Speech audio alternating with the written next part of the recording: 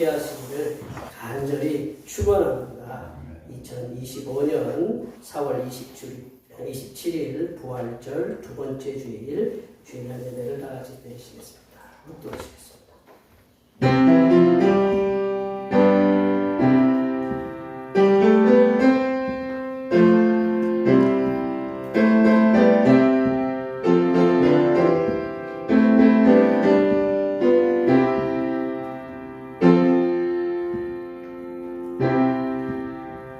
여호와는 나의 능력과 찬송이시요 또 나의 구원이 되셨도다. 의인들의 장막에는 기쁜 소리 구원의 소리가 있으며 여호와의 오른손이 권능을 베푸시며 여호와의 오른손이 높이 들렸으며 여호와의 오른손이 권능을 베푸시는도다. 아멘. 우리의 목자가 되신 하나님 아버지, 우리들의 삶에 언제나 동행하시고 눈동자처럼 우리들을 보호해 주신 은혜를 진심으로 감사드립니다. 우리가 주님 앞에서 떠나 죄악을 향하여 살지 않도록 지팡이와 막대기로 인도해 주신 사랑도 감사드립니다. 이 시간 예배를 통하여 하늘로부터 부어주시는 은혜를 충만히 받는 거룩한 시간이 되게 하여 주시옵소서. 거룩하신 예수님의 이름으로 기원하옵나이다. 아멘. 이 시간 다 같이 일어나셔서 지난 한 주간 동안 우리에게 지었던 모든 죄를 반주에 맞추어서 침묵으로 고백하는 고백의 기도를 드릴 수 있습니다. 기도하시겠습니다.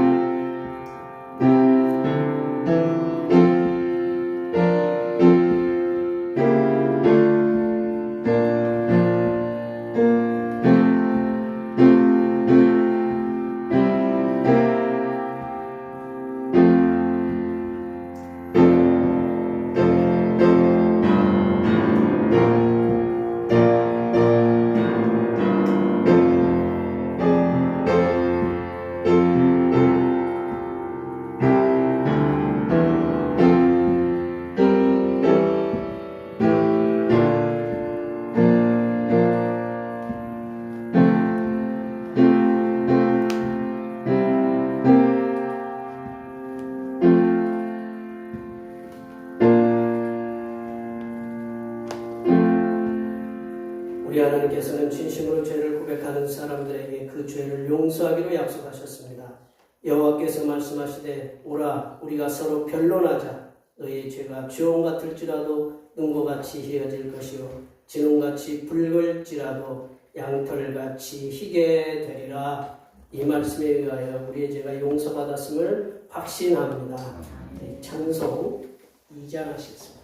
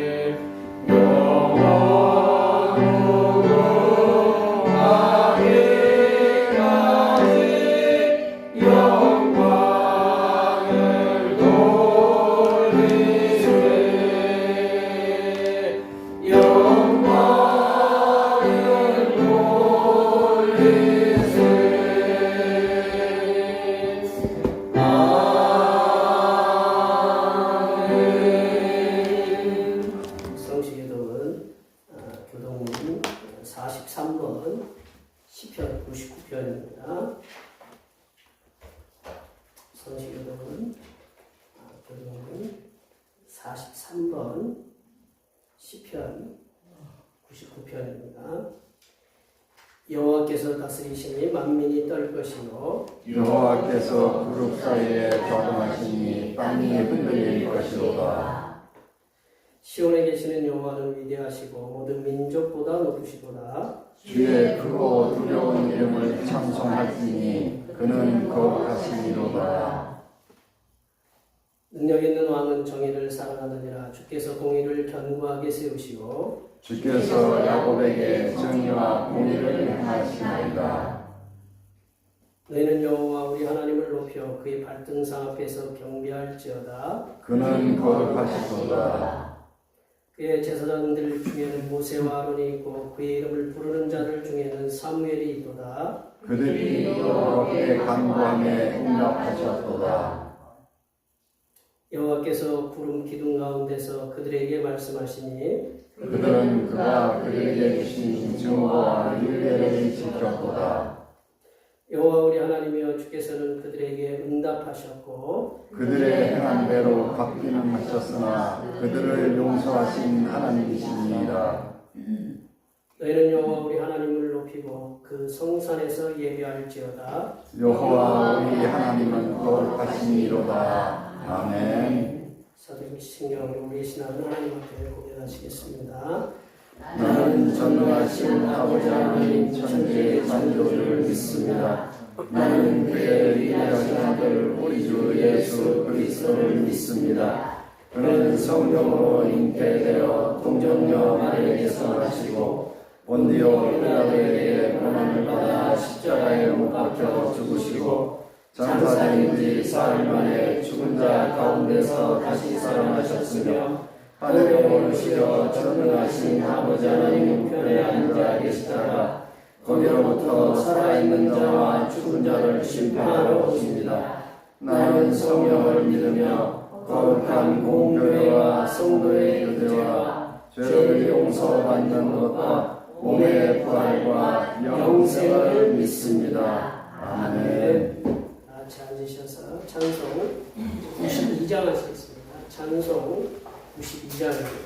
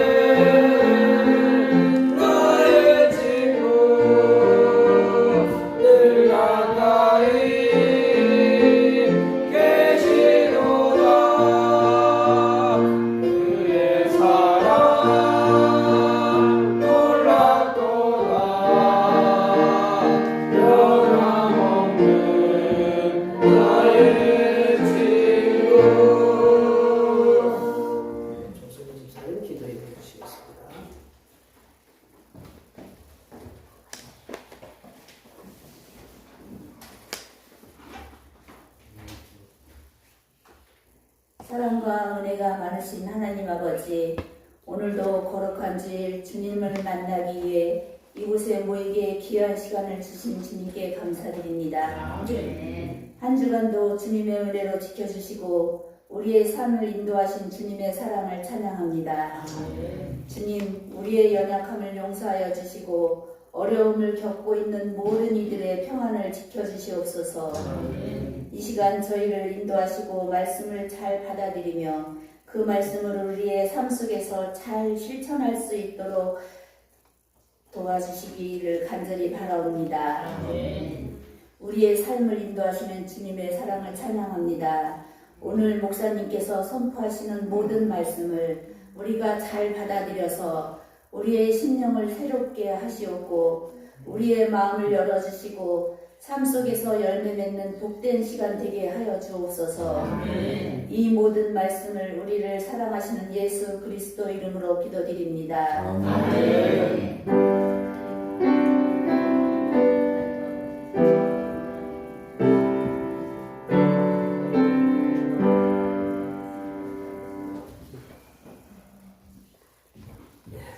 주님께서 같이 기도하시겠습니다. 하늘에 계신 우리 아버지, 아버지의 이름을 거룩하게 하시며 아버지의 나라가 오게 하시며 아버지의 뜻이 하늘에서와 같이 땅에서도 이루어지게 하소서. 오늘 우리에게 일용할 양식을 주시고 우리가 우리에게 잘못한 사람을 용서하여 준 것 같이 우리 죄를 용서하여 주시고 우리를 시험에 빠지지 않게 하시고 악에서 구하소서. 나라와 권능과 영광이 영원히 아버지의 것입니다. 아멘. 오늘 우리에게 주신 하나님의 말씀은 신약성경입니다. 신약성경 사도행전 5장입니다. 사도행전 5장 27절에서 32절 말씀까지입니다. 신약성경 194쪽에 있습니다. 194쪽이나 195쪽에 있습니다.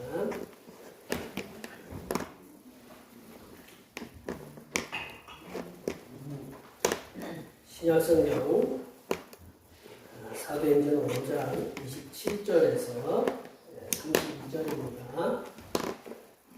신약 194쪽에는 195쪽에 있습니다. 한 절씩 교독하시겠습니다. 그들을 끌어다가 공회 앞에 세우니 대제사장이 물어 이르되 우리가 이 이름으로 사람을 가르치지 말라고 명령하였으되 너희가 너희 가르침을 그 사람에게 가게 하니 이 사람의 일을 우리에게로 돌리고자 합니로다. 베드로와 사도들이 대답하여 이르되 사람보다 하나님께 순종하는 것이 마땅하니라. 너희가 하늘에 달아 죽인 예수를 우리 조상의 하나님이 살리시고 이스라엘에게 회개함과 죄 사함을 주시려 그를 오른손으로 높이사 임금과 구주로 삼으셨느니라. 우리는 이에 증인이요 하나님이 자기에게 순종하는 사람들에게 주신 성령으로 그러하리라 하더라. 아멘. 오늘은 이제 부활절 두 번째 주일입니다. 예수님의 부활을 통해서 어두운 세상에 부활의 기쁨을 주시고 천국의 소망을 주신 성사의 찬양에게 항상 감사하시기 바랍니다. 오늘 찬양 예배는 우리 권사님들과 여러분들의 도움에 손길로 한시에 드립니다. 다음 주일이 어린이 주일이고요. 11일이 어버이 주일, 야외 예배가 있는 날입니다. 꼭 기억하시고 그날은 좀 일찍 예배를 드리도록 하겠습니다. 꼭 기억해 주시면 감사하겠습니다. 13일 날 제가 청주에 동방성경위원회 세미나에 참석하고요. 18일 날에는 특별한 것도 이렇게 찬양 예배 시간에 하나 하려고 합니다. 여기 다중시설 여러 사람들이 이용하는 지역 회사라고 해야 되나요? 그러한 시설에서는 응급구조 교육을 받아야 된다고 하더라고요. 그래서 어떡하다가 내가 전화를 잘 안 받는데 전화를 받았더니 일장 이걸 해야 된다고. 저희들은 교회가 안 큰데 그래서 우리 30대에서 60대 6명만 있으면 된다고. 제가 머리를 막 굴려봤는데 대충 될 것 같아서 18일 날 그분들이 저희들이 1시에 시작하기로 했거든요. 1시에 예배를 저희들이 1시 시작하잖아요. 그날은 설교를 그냥 말씀만 읽고 응급 구조 또 생명을 살리는 일이기 때문에 우리 뭐죠? 심장 제세동기 그리고 이게 그 응급 이거 뭐라고 해야 돼? 심장 심폐소생술. 예, 아우 장모님 더 잘하시네. 심폐소생술 이런 것들을 이게 공개적으로 저희들이 해야 이수를 해야 된다고 그래요. 그러니까 근데 이제 뭐 좀 걸리는 게 꼭 그런 강의가 오면 또 따라오는 사람들이 있어요. 예, 그분들의 그 여비를 대줘야 되는 분들이 있어가지고 와서 뭐 파시는 분들이 있어요. 파시는 분들이 있으니까 그건 크게 내가 꼭 필요하다 싶으면 사시면 되는데 만약에 뭐 교회에서 하나 정도는 일괄적으로 이제 구입을 해서 저희 하도록 이렇게 할 테니까 큰 걱정은 하지 않으시고 막 해가지고 나는 많이 사야 되겠다. 예, 그거 다 아시잖아요. 그거 많이 해보셨으니까 그죠? 예, 그거 염려돼서 제가 이게 할까 말까 했는데 그래도 한번 거쳐가야 이게 되는 거라서 그 18일 날 오후 1시에 있는 뭐 이렇게 유치원이라든가 다 이렇게 다 받는다고 그래요. 무슨 회사는 다 받는다고 그러니까 뭐 1시간 50분 정도 가까이 한다고 그러니까 그 기억해 우리 예배 시간 넘지 않도록 제가 그렇게 하도록 하겠습니다. 그리고 수요기대 시간에 지혜서 말씀을 함께 나누고 있고 찬양 예배 시간에는 이 말씀을 함께 고찰하고 있습니다. 주일날 예배 후에 점심 공동을 식사하겠습니다. 이렇게 날마다 수고해 주시고 날씨가 이렇게 널뛰기 하듯이 오늘 아침에도 제가 열심히 부지런히 강낭콩을 심었는데 날을 갖다가 외면해가지고 몇 개는 이렇게 죽기도 하고 고구마도 막 말라서 전혀 소생할 기운이 안 나는 것 같고 이렇게 날씨가 완전히 이제 좀 널뛰기를 하는데 중요한 건 우리 권사님들 성도님들 건강 좀 조심하셔야 돼요. 옷을 입기가 애매하고 밤에 주무실 때 애매한 그런 상황인데 주의하시고 오늘 하루도 이렇게 주님께서 이 한 주간도 지켜주셨는데 앞에 옆에 뒤에 계신 분들 이번 한 주간도 주님의 은혜 중에 지켜주시고 이상한 날씨 속에서도 지켜주시고 좀 이상한 지금 상황들이 많이 벌어지고 있는데 그런 상황 속에서 하나님께서 우리 가정도 건강도 직장도 사업도 우리 삶의 터전 속에서도 하나님께서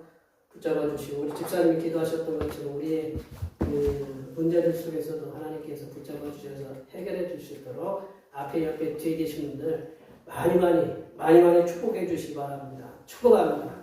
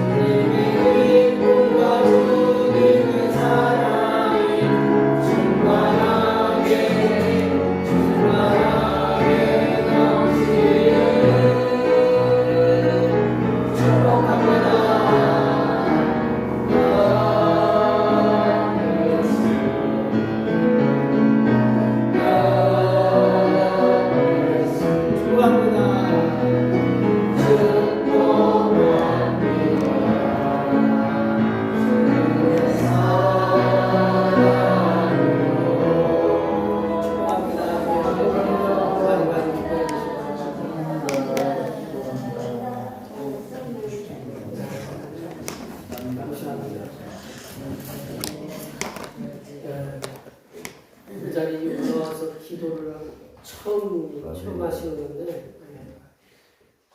고맙습니다. 이렇게 긴장을 많이 하셨을 텐데 태 하나도 안 내시는 것처럼 맨날 올라와도 여기는 긴장이 되는데 저희 한 주간 내내 어떻게 기도할까 고민 많이 하셨겠죠. 한 주간 내내 이제 그동안 고민 많이 하셨을 텐데 진짜 참 감사하고 여기 올라와 봐야 저분들이 왜 저런 상황에 있나 이제 알 수가 있거든요. 이렇게 기도에 이렇게 함께 해주셔서 참 감사드립니다.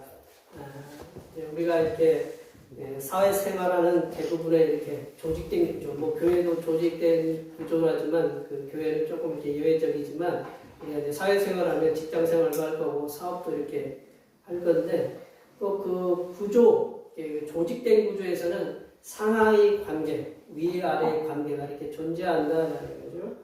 직장에서도 직급이 이제 우리가 회장이 있다. 그러면 뭐 각 지부에 사장이 있고 사장 밑에 무슨 또 뭐 전무, 상무 뭐 이제 뭐 여러 그 직책들이 이렇게 존재하는데요. 뭐 군대도 마찬가지죠. 군대가 이제 군대 최고 통수권자는 이제 그 대통령이지만 이제 주로 이제 실무자들이 이제 별들이 하시고 뭐 그 밑에 뭐 영광급 뭐 이제 소위주의생이 뭐 이제 그런 분들이 그 상하 관계가 이렇게 계급이 이렇게 엄연히 이렇게 존재하는 사이가 군대입니다. 이처럼 이제 직장이나 군대나 이제 그 외에 대부분의 이렇게 조직 등에서 상하 표현이 좀 그렇지만 상하의 관계의 조직이 있다는 것은 위로부터 이제 지시가 있잖아요, 그렇죠? 위로부터 지시가 떨어지면 이 최고의 리더 CEO의 말대로 이게 그대로 행해져야 함을 이렇게 의미하는 것이 이렇게 조직의 상하 구조다라는 거죠. 만약에 위로부터의 지시사항에 계속 불만을 품었다. 그래서 그 지시사항을 실행하지 않는다. 그러면 어떻게 돼요? 그 사람은 그 조직 사회에서, 그 뭐 직장이라든가 뭐 어떤 그 조직에서 떠날 수밖에 없게 된다라는 거죠.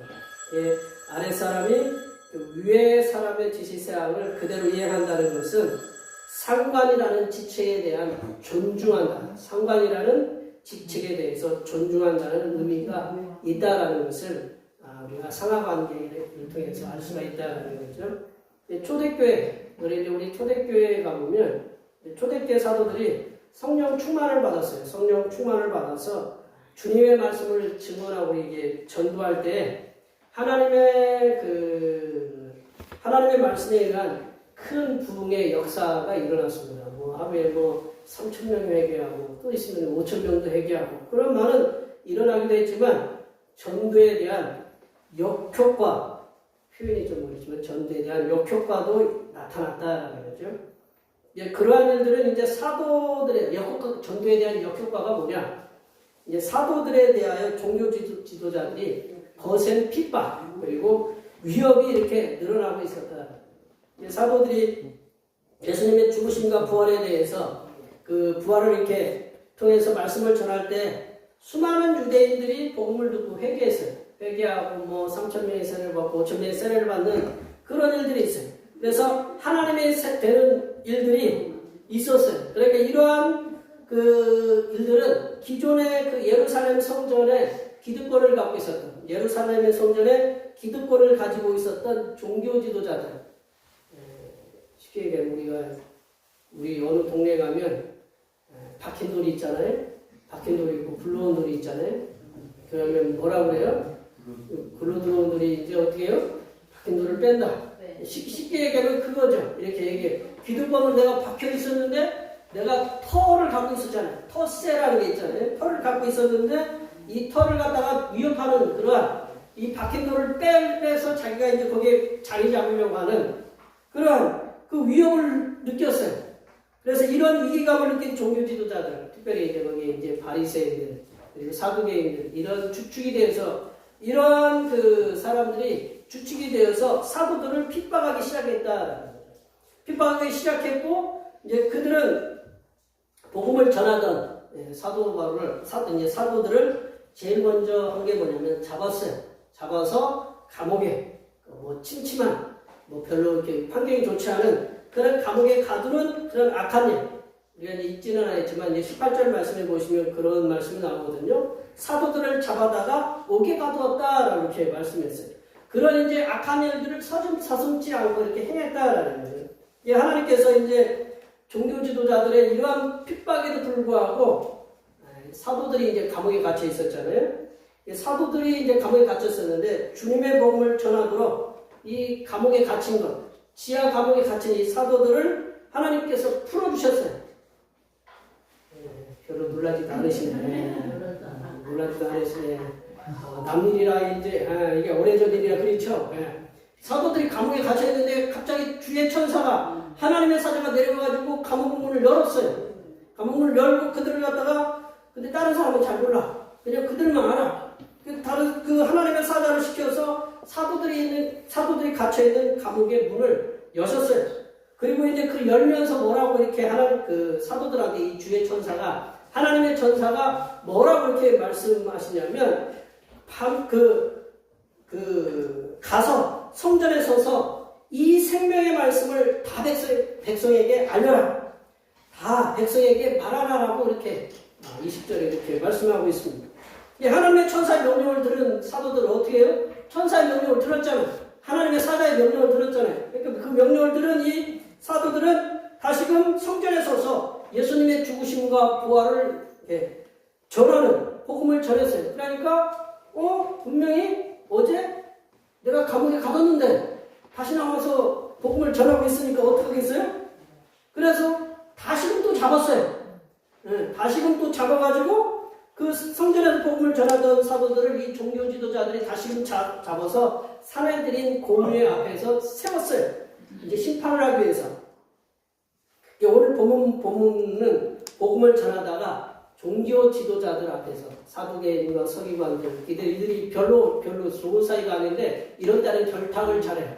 결탁을 해가지고 이 사람들을 잡아서 공회 앞에 세웠더니 이제 이 사도들이 그들 앞에서 담대하게 하나님께서 주시는 말씀을 전하는 그런 장면을 담은 말씀이 오늘 본문 말씀입니다. 오늘 본문 말씀을 통해서 부활하신 예수 그리스도를 만났던 하나님의 사람들, 부활하신 예수 그리스도를 만났잖아요. 성령을 충만히 받았지만 부활하신 예수 그리스도를 만났던 하나님의 사람들이 가져야 될 믿음의 태도에 대해서 함께 나누어 보도록 하겠습니다. 부활하신 예수 그리스도를 만난 하나님의 사람들이 가져야 될 이렇게 믿음의 태도는 첫 번째로 하나님의 사람들은 복음을 전파하면은 고난, 핍박이 따르는 것이 당연하다라는 것을 인식해야 된다는 거죠. 복음을 전파하면은 그 핍박과 고난이 이렇게 따른다라는 것을 그게 당연하다, 마땅하다, 그것을 우리가 인정하고 들어가야 된다라는 거죠. 우리 27절, 28절 이렇게 연결해서 한번 다 같이 한번 읽어보겠습니다. 그들을 끌어다가 공회 앞에 세우니 대제사장이 물어 이르되 우리가 이 이름으로 가르치지 말라고 말하시되 너희가 너희 가르침을 예루살렘에 가득 하니 네 사람의 피를 우리에게로 돌리고자 함이로다. 그러니까 앞에서 제가 지금 계속 좀 장황하게 말씀을 드렸듯이 사도들은 마가의 다락방에서 성령 충만함을 받아 저희들도 이제 가본 지 한 7년 됐는데 하여튼 사람들 많더라고요. 지금은 못 가니까 전쟁 때문에 그 마가의 다락방에 모여서 거기서 이렇게 굉장히 좀 터가 한 4-50평 되는 것 같기도 하고 그래서 120명이 이 더운 여름날 모였어요. 에어컨도 없고 우리 에어컨 없으면 어떻게 돼요? 더운 날? 없는 상태에서 그 사도들은 열심히 기도했어요. 마가의 다락방에서 기도하고 성령 충만을 받았어요. 성령 충만을 받아서 그 예수 그리스도께서 우리 죄를 위해서 십자가에서 또 죽으셨다가 사흘 만에 부활하셨다. 그거에 대해서 복음을 전했어요. 열심히 전하다가 이 종교 지도자들에 의해서 또 감옥에 이렇게 갇혔다라는 거죠. 그 옥에 갇혀있던 사도들을 하나님의 천사가 내려와서 사도들을 옥에서 내어 보내는 그래서 복음을 다시 전하게 했다라는 거죠. 베드로도 감옥에 갇혔지만 또 뒤에 가면 11장인가에 가보면 베드로가 또 옥에 또 갇혀요. 베드로가 또 갇히는데 재밌는 건 뭐냐면 그때는 졸아요. 베드로가 졸아. 그래서 제가 베드로가 왜 졸았을까 이렇게 생각해 봤더니 하나님이 여기서 천사에 꺼내놓았잖아. 한번 경험이 있잖아요. 몇 얘기 뒤에가 안 되는군요. 한번 경험했잖아. 지금 5장에서 한번 꺼내주셨잖아. 저를 꺼내주셨으니까 얘가 베드로도 피곤하단 말이죠. 그 고넬료한테도 갔다 오고 복음을 막 전하다가 복음을 갇혔는데 피곤한 거는 조는 거는 어떤 상황이에요? 편하니까 조는 거 아니에요? 안 편하면 졸아요? 앞에 이렇게 위험한 상황인데 졸지를 못해. 그러니까 이 경험이 있는 거예요. 사도 베드로가. 어떤 분들은 이 베드로에 대해서 사도 바울은 깨어서 기도했는데 찬양해서 옥문이 막 흔들리고 열렸는데 베드로는 왜 잤느냐? 믿음이 없다 그러는데 베드로는 이미 한번 경험이 있었기 때문에 그러니까 경험을 감옥에 갇히는 게 그냥 자연스러운 일상이에요. 그러니까 이분들은 복음을 전하다가 사도행전 우리 사도들의 행전을 갖다가 사도행전이라고 하거든요. 사도행전은 사도들이 예수님의 죽으심과 부활을 증언하는 말씀으로 기록되어 있어요. 사도들의 행전이거든요. 사도들의 그 행전이지만 사도들이 예수님의 죽으심과 부활을 전하면서 뭐가 시작되냐면 핍박이 시작됐다라는 거죠.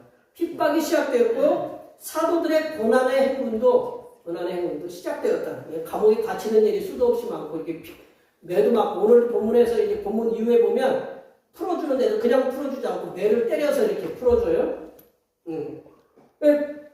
사도들의 행전은 성령의 성령의 역사 행전인 동시에 사도들의 복음을 전하다가 고난을 받는 사도들의 고난의 행전이기도 하다라는 걸 우리가 기억해야 된다는 거죠. 예수님의 죽으심과 부활하심을 믿는 하나님의 사람들, 여기 모인 그리고 전 세계 수많은 이렇게 하나님을 믿는 하나님의 사람들은 주님 오시는 그날까지 복음을 전하는 일에 힘써야 된다라는 거죠.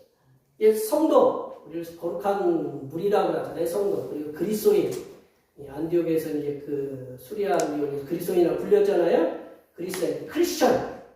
크리스천이라는 건 그리스도인이라는 건 그리스도에 속한 사람들이라는 거거든요.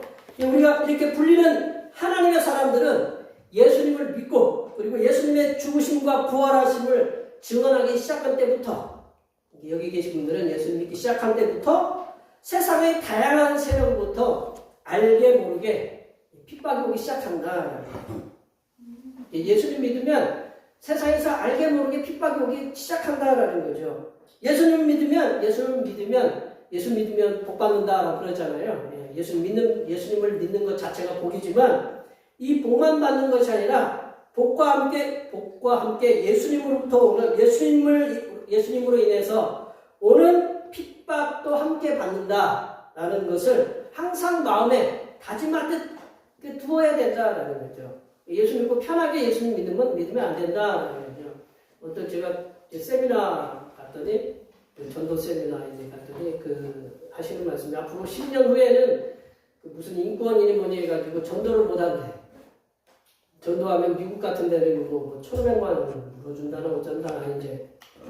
그러면 우리 같은 경우에는 한번 전도하다가 우리 조건사님이 가서 잡혔어 그러면 1,500만 원 결산에 물어줘야 되고 누가 가서 전도하다가 또 이렇게 걸렸어. 그러면 어떻게 해야 돼?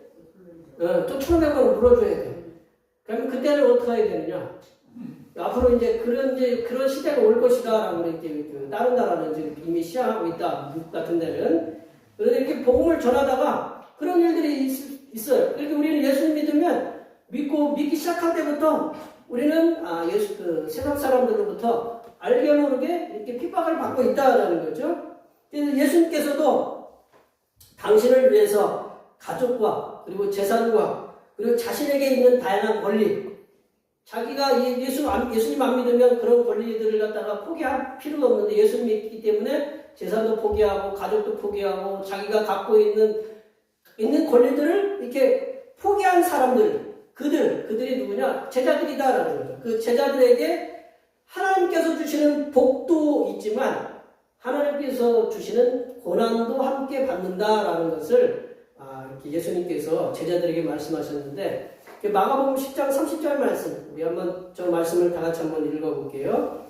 현세에 있어 집과 형제와 자매와 어머니와 자식과 전토를 100배나 받되 박해를 겸하여 받고 내세의 영생을 받지 못할 자가 없느니라. 자식과 전토를 100배나 받는다. 백배나 받는데 모두 겸하여서 받아야 돼요. 박해를 겸해서 받아야 된다라는 거죠. 이거를 받아야 되는데 박해도 같이 따라온다라는 거죠. 이 교회 역사를 보면 교회 역사를 통해서 볼 때 예수님을 믿다가 평안하게 아무런 어려움 없이 평안하게 하나님의 부르심을 받은 성도들도 많이 있지만 그러나 예수님으로 인해서 다양한 고난과 순교의 자리까지도 나간 하나님의 사람들도 많이 있다라는 것을 우리가 기억해야 된다는 거죠. 그러하기에 하나님의 사람 된 우리들이 우리들이죠. 내가 예수님을 믿으면서 오는 여러 가지 환난, 어려움들은 성도들에게 있는 당연한 훈장처럼 우리가 뭐 이렇게 손에 이렇게 칼로 비면 거기에 피도 나오지만 이제 딱지도 지고 뭐 이제 그런 거잖아요. 우리가 예수님 믿으면 그런 어려움과 환난들이 오는 것을 갖다 우리가 훈장처럼 당연하게 이렇게 여기시고 하나님께서 우리들에게 믿음으로 인한 고난을 주시는 믿음을 통과하잖아요. 이렇게 통과하면서 주시는 이렇게 놀라운 복들, 고난만 주시는 것도 아니고 그 고난을 통해서 하나님께서 우리들에게 얘기지 못한 놀라운 복과 은혜들을 충만히 받아 누리시기를 간절히 축원합니다. 두 번째로 그 부활을 믿는 하나님의 사람들은 사람보다 하나님께 순종하는 것이 마땅하다. 사람보다 하나님께 순종하는 것이 마땅하다. 29절 말씀을 다 같이 한번 읽어보겠습니다. 29절 말씀입니다. 베드로와 사도들이 대답하여 이르되 사람보다 하나님께 순종하는 것이 마땅하니라. 사람보다 하나님께 순종한다. 사도 베드로를 비롯한 여러 사도들이 이렇게 사도들을 다시 붙잡아온 공회, 사나들인 공회에서는 사도들에게 28절 말씀, 우리가 앞서서 읽었죠. 28절 말씀.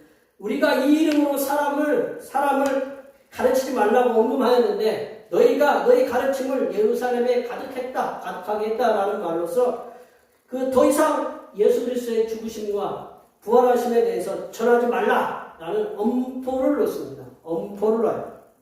이스라엘의 정치와 종교의 전권을 가지고 있거든요. 종교와 전권을 가지고 사람의 목숨도 좌지우지할 수 있는 그런 공회에서 예수님의 죽으심과 그 부활하심에 대해서 다시는 전하지 말라라고 이렇게 엄포를 놓았을 때, 만약에 그렇게 놓았다. 많은 사람들 앞에서 많은 사람들이 70명의 공회의원들이 모여가지고 사도들을 모아놓고, 야, 니들 다시 전하면 니들 죽어! 그럼 어떤 생각이 들까요? 여기 계신 분들. 우리가 안 써봐서 잘 모르죠, 그죠? 이분들이 이제 우리 입장으로 들어가 봐야 되잖아요, 그죠? 엄포를 놨어요. 놓았을 때, 사도들은 종교 지도자들의 말에 주눅이 들었을까요? 주눅이 들지 않았어요. 그 주눅이 들어서 이제 복음을 전하지 않을 수도 있어요. 이렇게 강력하게 늘 그러지 않으면 죽어 그러면 그 주눅이 들을 수도 있는데 이스라엘에서 가장 힘 있는 정치 집단들이 사도들에게 예수 그리스도의 복음을 전하면 죽을 수도 있다는 엄포를 놓았지만 이 베드로를 비롯한 이 사도들은 공포의 정치를 하고 있는 이 종교 지도자들의 그들의 위협에 전혀 주눅이 들지 않았다는 거죠. 그리고 위협을 받아서 목숨을 구걸하는 그러한 태도를 눈꼽만큼도 보이지 않았음을 오늘 말씀을 통해서 알 수 있다. 도리어 사도들을 비롯한 여러 사도들은 자신들을 위협하는 종교 지도자들에게 이렇게 반박하듯 말하고 있어요. 사람보다 하나님께 순종하는 것이 마땅하다. 사람보다 하나님께 순종하는 것이 당연하다라는 것을 이 종교 지도자들 앞에서 강력하게 얘기하고 있다라는 거죠. 이 말씀을 통해 베드로를 비롯한 사도들은 예루살렘 성전의 실세인 종교 지도자들이 위냐? 제가 앞서 처음에 얘기했잖아요. 우리의 상하관계가 있다. 조직에는 상하관계가 있다. 누가 위냐라는 거죠. 누구의 말을 들어야 되느냐? 그래서 정치와 종교의 그 실권을 갖고 있는 종교 지도자들이 위냐? 아니면 천지를 창조하시고 예수 그리스도를 죽음에서 사흘 만에 다시 살아나게 하신 창조주 하나님이 위냐? 라는 그 고민을 이 사도 베드로와 그 사도들은 잠시 잠깐도 고민도 안 했다라는 거죠. 사도 베드로를 비롯한 여러 사도들은 함께 힘을 합하여 종교 지도자들에게 당당하게 이렇게 말하고 있습니다. 이 땅에서 사람의 목숨을 끊을 수 있는 사람의 권위보다 천지를 창조하시고 인간의 죄를 위해서 아들 예수 그리스도를 이 땅에 보내시고 사흘 만에 다시 살려내신 그 창조주 하나님을 두려워하는 것이 마땅하다라고 그들에게 강력하게 얘기하고 있다. 하나님의 사람된 우리들은 하나님을 알지 못하는 이들과 마찬가지로 세상에서 발을 딛고 직장을 다니고 사업도 하고 우리 농사도 짓고 그리고 사람들과의 다양한 인간관계를 가지면서 살아가고 있다는 거예요. 저희들이 먹고 살라니까 어떻게 해요? 다 나가서 이제 직장에도 다니고 사업도 하고 그리고 농사도 하고 저처럼 열심히 쌍을 파가 노타리 쳐가지고 멀칭 씌우고 그리고 열심히 심었는데 갔더니 죽었어. 그럴 수도 있잖아요. 그렇죠? 열심히 밥을 해놨는데 파리만 이렇게 왔다 갔다 하고 그러면 그렇잖아요. 뭐 사람을 직장에서 사람을 어디 만났는데 이 사람 만난 것이 이게 잘 안 됐어. 그럴 수도 있죠. 이게 다양한 인간관계를 가지면서 이게 잘 되고 못 되는 것이 이렇게 그러면서 이렇게 살아가고 있다는 거죠. 하나님의 사람들도 다양한 기관에서는 때로는 상사의 위치에 있는 분들이 있잖아요. 뭐 CEO도 있고 그러면 때로는 직원으로서 이렇게 살아가고 있다는 거죠. 근데 하나님의 사람들 우리들은 직장에서 우리 자신이 몸담고 있는 삶의 터전에서 하나님을 알지 못하는 사람들의 그 상사의 말을 듣고 원만한 직장생활, 사업의 운영이 필요하다는 거죠. 우리가 상사의 말을 잘 들어야 되잖아요. 그리고 우리의 인간관계 작아지면서 사업에 이렇게 어려움 없이 이렇게 이끌어 나가야 되지만, 그러나 직장에서나 이렇게 사업터에서 하나님을 섬기는 그런 분들이 있어요. 가끔 이렇게 하나님을 알지 못하는 사람들이 하나님을 섬기는 그 우리 그리스도인들에게 신앙생활에 선을 넘는 명령을 이렇게 할 때가 있어요. 신앙생활에 막 대놓고 이렇게 뭐 하나님 있으면 모여줘봐라. 뭐 이렇게 그런 식으로 이제 하나님에 대한 어떤 그리스도인들을 모욕하는 말을 하고 이게 뭐 이렇게 그 인권 비슷하게 예수 그리스도를 믿는 하나님 사람들이 좀 모욕적인 그런 언사를 하는 그런 일들이 있는데 그런 말들에 대해서 우리가 단호하게 대처할 수 있는 용기 있는 믿음이 필요하다. 우리가 하나님께서 주신 삶의 터전에서 살아갈 때 직장의 상사가 하나님을 모욕하는 언행으로 우리를 짓누를 때 그런 삶의 상황들이 있잖아요. 그런 짓누를 때 하나님의 사람으로서 그런 용기 있게 단호하게 이렇게 말할 수 있는 그런 믿음이 있음을 이렇게 사도 베드로나 여러 사도들처럼 공의 앞에서 그렇게 담대하게 사람에 순종하는 것보다 하나님께 순종하는 게 마땅하다라는 그 말씀을 기억하면서 용기 있는 믿음을 가지시기를 이렇게 축원합니다. 세 번째로 하나님께서는 예수 그리스도를 온 이스라엘과 온 인류의 회개함과 죄사함을 위해서 다시 살리셨다라는 걸 우리 기억해야 된다라는 거죠. 하나님께서는 예수 그리스도를 이스라엘과 그리고 온 인류의 회개함과 죄사함을 위해서 다시 살리셨다라는 것을 우리가 기억해야 된다는 거예요. 우리 30절과 31절 말씀을 다 같이 한번 읽어보겠습니다. 30절과 31절입니다. 너희가 다음에 바라주인 예수를 우리 조상의 하나님이 살리시고 이스라엘에게 회개함과 죄사함을 주시려고 그의 오른손으로 주사 임금과 구주로 삼으셨느니라. 이게 우리 30절에 보면 학자들이 그러더라고요. 이걸 그대로 없는 그대로 표현했다라는 거예요. 나무에 달아 죽였다. 표현이 그렇잖아요. 이게 십자가에 달아 죽인 것도 아니고 그냥 나무에 달아 죽였다. 그런 표현이 참 우리가 좀 어떻게 굉장히 거친 표현이고 우리 표현으로 이렇게 리얼한 표현으로 이렇게 했는데 나무에 달아 죽였다라는 것은 굉장히 비참한 죽음으로 예수님이 돌아가셨다라는 것을 얘기하고 계신다라는 거죠. 예수 그리스도께서 이 땅에 육신을 입고 오신 목적이 뭐냐면 하나님의 뜻을 땅에서 이루시어서 하나님의 나라를 만드시는 것이었다는 거예요. 우리가 주기도문에 그렇게 얘기했잖아요. 뜻이 하늘에서 같이 땅에서도 이루어지게 해달라고 이 아버지의 뜻을 이 땅으로 이렇게 예수님이 갖고 오셨거든요. 그리고 예수님이 하나님의 나라를 땅으로 갖고 오시도록, 그래서 하나님의 나라를 만드시도록 하는 것이 예수님의 오신 목적이었는데, 예수님께서는 이 땅에 오셔서 하나님의 뜻을 이루시기 위해서 종교 지도자들, 자기가 이제 이 하나님의 뜻을 이루는 가장 그 좋은 방법이 뭐냐면, 당신께서 십자가에 돌아가신 거다라는 거죠. 종교 지도자들의 악행에 의해서 십자가에 못 박혀 이렇게 돌아가셨어요. 하지만 종교 지도자들에게 의해서 그렇게 처참하게 돌아가신 예수 그리스도를 하나님께서 다시 살려내셨다라고, 이 사도 베드로는 많은 이들에게 자기를 갖다가 핍박하고 있는 그런 종교 지도자들에게 강하고 담대하게 말씀하고 있다라는 거죠. 하지만 종교 지도자들에게서 그 창조주 하나님께서 성자 예수 그리스도를 다시 살려내신 것, 그 이유가 뭐냐? 이 사도 베드로가 그렇게 얘기하거든요. 다 살려내신 것은 이스라엘뿐만 아니라, 오늘 본문에서는 이스라엘에게 회개함과 죄사함을 주신다라는 거지만, 이게 더 확장됐거든요. 이제는 이스라엘뿐만 아니라 온 인류에게 회개함과 죄사함을 주시기 위해서 예수님께서 이 땅에 오셨고 십자가에 돌아가셨고 사흘만에 다시 부활하게 하나님께서 다시 살려내신 그 이유가 바로 그 온 인류의 그 회개함과 죄사함을 위해서 예수님을 다시 살려내셨다라는 거죠. 창조주 하나님께서는 예수님을 다시 살려내셨어요. 이스라엘 백성들뿐만 아니라 온 인류의 그 죄사함과 회개함을 위해서 다시 살려내셨고, 이 살려내신 예수님의 순종하심을 보고 하나님께서 다시금 하늘로 올리셨어요. 그래서 오른손으로 높였다라고 이렇게 얘기하셨는데, 이게 오른쪽은 굉장히 정의, 어떤 좀 이렇게 거룩함을 나타내는 이 오른쪽이 그렇거든요. 이게 오른손으로 높이사, 오른편에 앉히사라는 말씀이 있거든요. 우리 사도신경에 보면 하늘에 오르시어 하나님 우편에 앉아 계신다 그랬죠. 하나님 우편이 오른쪽이잖아요.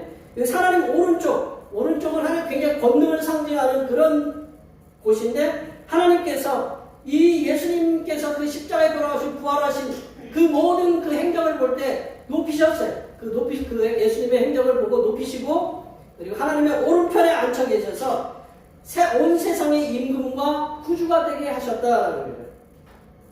사도들은 창조주 하나님께서 예수 그리스도를 죽음에서 다시 살려내신 목적이 이스라엘뿐만 아니라 온 인류의 죄를 사하시고 구원하시기 위해서 회개함과 제사함을 주셨음에 대해서 자신들의 목숨을 바쳐가면서 이렇게 전했다라는 것을 오늘 본문에서 보여주고 있다라는 거죠. 하나님의 사람된 우리들은 성부 하나님께서 아들 예수 그리스도를 통해서 이 땅에 회개함과 제사함의 은혜를 주셨어요. 이거에 대해서 세상 모든 사람들에게 이 말씀을 전하는, 예수 그리스도께서 이 땅에 오셔서 우리의 죄를 위해서 돌아가셨고, 그러니 너희들 회개하고 죄사함을 받고 예수 그리스도를 믿고 구원받고 하나님의 백성이 되라, 자녀가 되라는 그런 전하는 사명을 우리가 감당해야 된다는 거죠. 전능하신 창조주 하나님께서는 예수님의 부활하심을 믿는 하나님의 사람들 우리들에게 세상 모든 사람들에게 십자가에 죽으셨다가 사흘 만에 창조주 하나님에 의해서 다시 살아나신 예수 그리스도만이 유일하신 구세주이심을 전하는 그러한 선교 사명을 감당하는데 힘쓰시기를 바랍니다. 말씀을 정리하면요, 예수 그리스도의 부활을 믿는 하나님의 백성된 우리들은 그 믿음 때문에 환난과 핍박이 올 수 있다는 것을 우리가 기억해야 된다는 거죠. 또한 예수님의 그 부활하심을 믿는 하나님의 자녀된 우리들은 사람의 말에 순종하는 것이 아니라 죽음에서 아들 예수님을 살려내신 창조주 하나님의 그 말씀에 순종하는 것이 당연함을 우리 심장 속에 각인시켜야 된다는 거예요.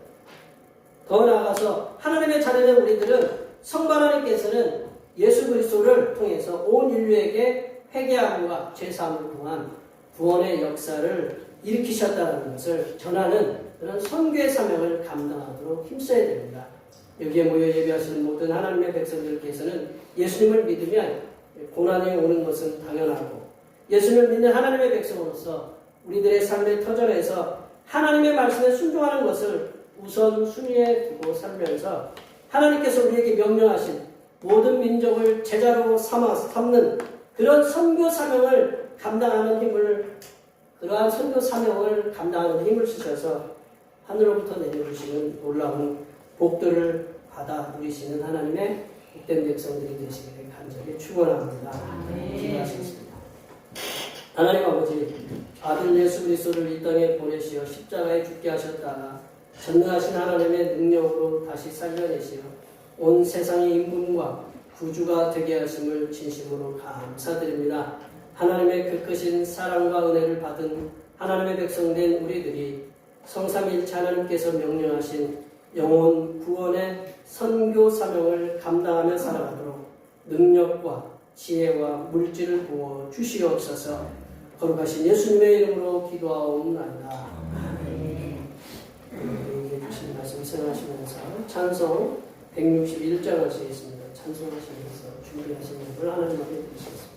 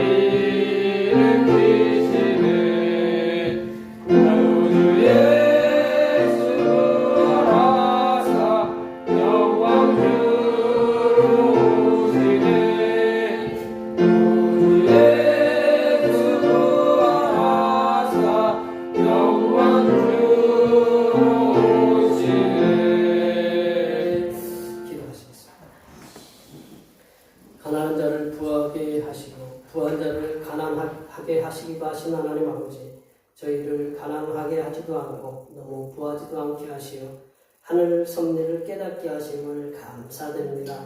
너무 가난하여 남의 것을 탐낼까 두렵사오며 너무 부하여 하나님이 없다 할까 염려하는 삶에서 자유로운 삶을 살게 하여 주시옵소서.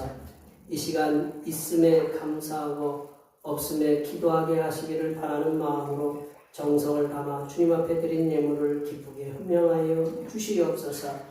하나님 아버지, 험한 세상 가운데서도 우리들에게 일할 수 있는 공간과 자유를 허락하여 주심에 감사드립니다. 주님께서 주신 자리에서 열심히 일을 하여 얻은 소득의 열의 하나를 주님 앞에 드립니다. 주님 보시기에 그리 많은 예물이 아닐지라도 드린 이들의 마음과 정성을 받아주시고 주님께서 이들에게 약속하시고 예비해 주신 물질의 복을 풍성하게 부어주시고 건강의 복도 충만하게 채워 주시옵소서. 하나님 아버지, 변함없는 사랑으로 우리를 인도하여 주심에 감사하여 감사의 예물을 드립니다. 건강을 주심에 감사하여 감사의 예물을 주심에 드립니다. 또한 부활의 주님께서 항상 용기와 힘을 주심에 감사하여 감사의 예물을 드립니다. 이 모양 저 모양으로 드린 감사의 예물 위에 주님이 오시는 그날까지 사랑으로 보호하여 주시며 자녀들과 손자, 손녀들에게까지 복에 복이 이어지는 축복의 풍무가 되게 도와 주시옵소서. 하나님 아버지, 오늘 한결같은 마음으로 주님 앞에 주일 헌금을 드립니다. 이 한 주간도 주님께서 선하게 베풀어 주시는 사랑하심과 은총의 역사 가운데 복된 길로 인도하여 주시옵소서. 이 땅의 영혼 구원을 위해서 선교 헌금을 드립니다.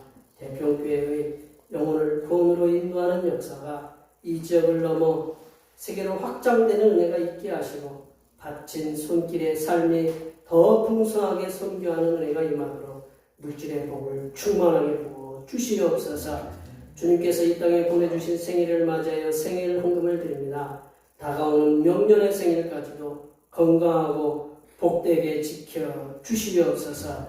하나님 아버지, 주님의 몸된 교회를 위하여 헌신하고 봉사하는 손길들의 수고를 기억하여 주시사 하늘로부터 내려주신 은혜가 충만하게 임하도록 도와 주시옵소서. 차량 봉사로, 주방 봉사로, 헌금위원으로, 재정위원으로, 안내위원으로, 교회 청소로, 그 외에 남모르게 주님을 위하여 수고하는 여러 손길들을 위해 하나님께서 이 땅에서 보여주시는 새로운 비전들을 보게 하시고 이 땅에서 바라고 소원하는 모든 기도의 제목들이 응답받는 역사가 일어나게 하여 주시옵소서. 거룩하신 예수님의 이름으로 기도하옵나이다.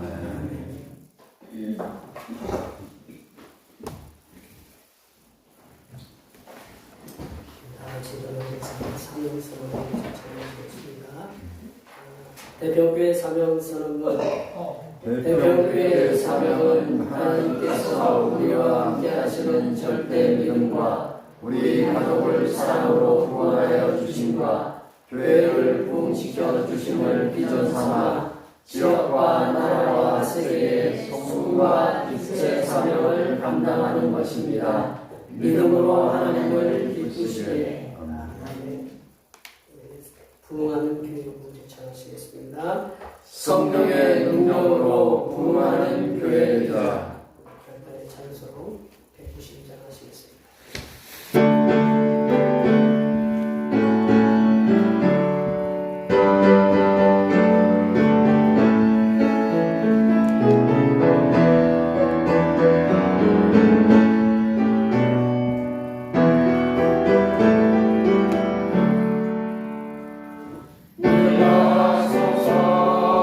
임하소서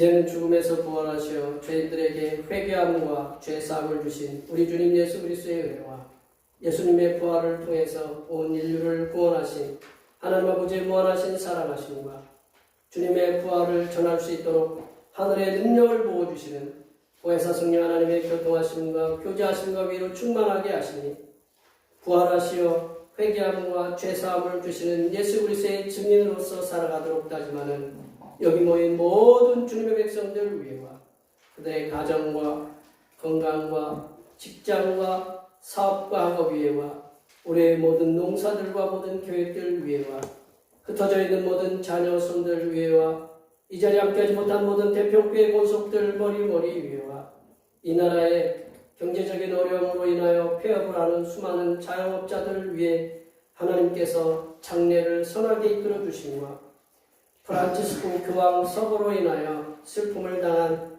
전 세계 모든 천주교 성도들에게 하나님의 위로하여 주심의 역사가 이제부터 영원토록 함께하옵시기를 간절히 축원하옵나이다.